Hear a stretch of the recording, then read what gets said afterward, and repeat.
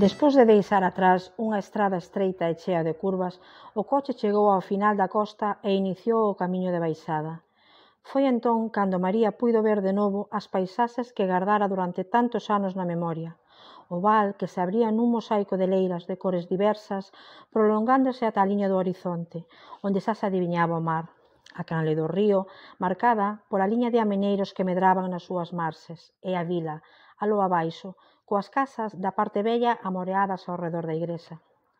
Tamén mudaran algunhas cousas, pois eran novas para ela as masas de eucalipto que cubrían toda a aba do monte e ocupaban tamén a parte do val onde antes había prados. E na vila, seguindo a orientación que marcaba a estrada principal, había agora unha chea de edificios novos, bloques de pisos en alma que lle lembraban os que agromaban de xeito incesante nos barrios periféricos da súa cidade. Malia os cambios, o espacio que tiña ante os seus ollos era o mesmo que gardaba na memoria.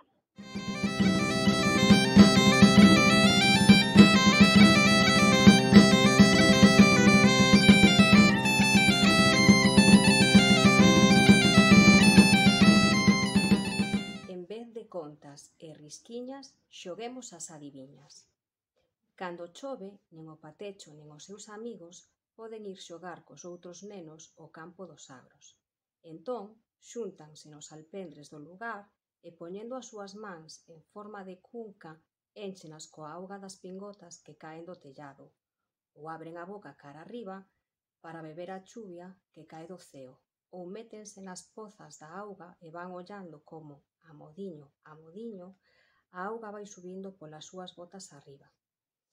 Eles saben que os grandes non lles gusta que fagan esas cousas e pensan para sí cal será a razón pola que aqueles se compracen prohibíndolles facer aos nenos aquelas cousas que precisamente son as que máis lles gustan facer. Se despois algún deles chega a casa cos pés mollados, xa sabe o que lles queda. E agora, se enfermas, que? Ti estás tolo? Eiche de dar eu. Cando os nenos se xuntan no alpendre da escola, primeiro contan os contos que xa saben de vello, pero despois, pasando duns a outros, invéntanos eles mesmos, e se cadra, os que eles fan aínda son máis bonitos que os que saben de sempre. Rinse coas ocorrencias do Xío, que conta as aventuras do rei de bastos coa sota de copas, e coas de Pepe de Rial, e que sei eu, mesmo parecen paxariños rebumbiando nunha gaiola apretada. E o caso é que, di Lelo do francés, aquí saennos as cousas sen traballo, pero cando na escola nos mandan facer unha redacción, ninguén sabe como empezar, e se nos poñen un suficiente raspadiño, xa bo é. Por que será?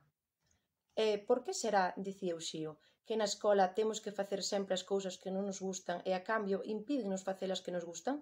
Non sería mellor ao revés? Que máis lle dará á mestra?